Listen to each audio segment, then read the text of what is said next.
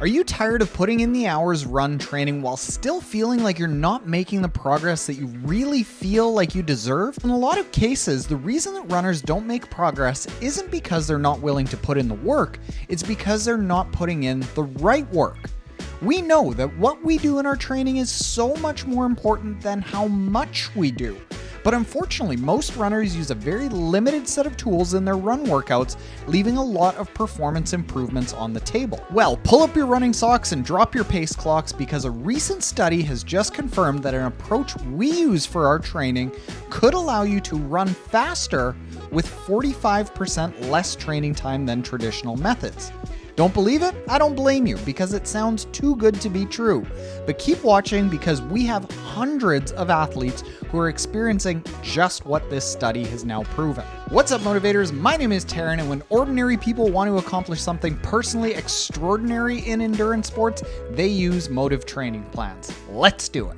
For years, coaches have wondered if trail runners are physically stronger than road runners. And if that was the case, if trail running could then help all runners by incorporating more trail running into training plans. This study found that the answer is actually yes. But don't tune out now because we're going to explain how to insert trail running into a training plan properly in just a second. So when the study compared road runners to trail runners, they found a few differences.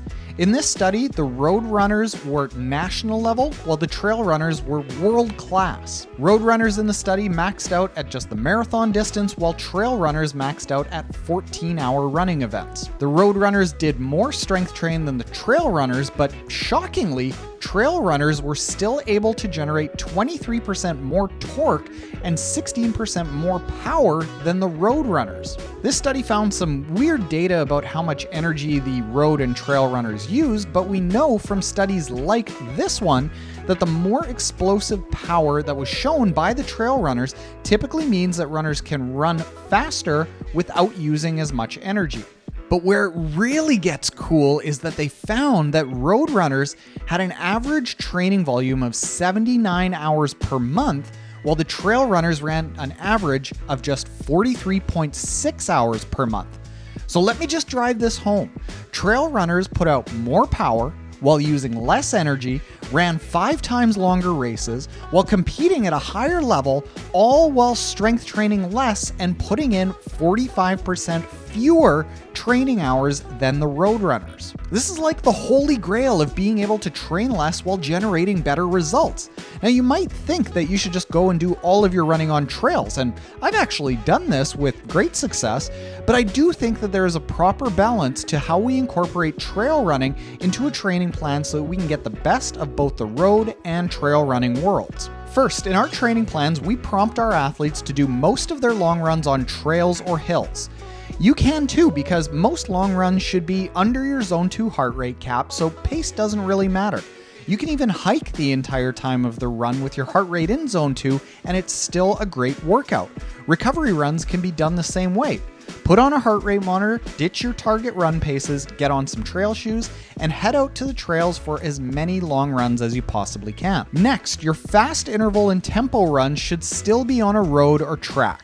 Olympic gold medalist Gwen Jorgensen once spent many months training on the trails and felt great, but then felt like when she got into a race, she was a little bit mushy on the ground and not quite as snappy when she finally did want to move quickly. So once per week, you should be doing an intense run anyway, but most of the time, your focus in the fast run should be hitting specific paces and working on fast foot turnover. It'll be much easier to do this when you're on roads or a track.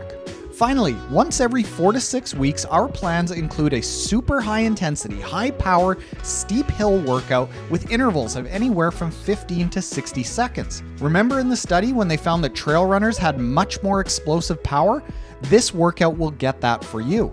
But don't just jump right into this hard workout because that's a recipe for injury if you're not conditioned to it. Do your long runs and maybe some intense runs on gentle hills to adapt to the undulation of hills. Make sure you don't have any soreness or niggles, then start building up more and more powerful efforts on steeper and steeper hills. As a rule of thumb, you can do the following to get the most out of your trail and hill running.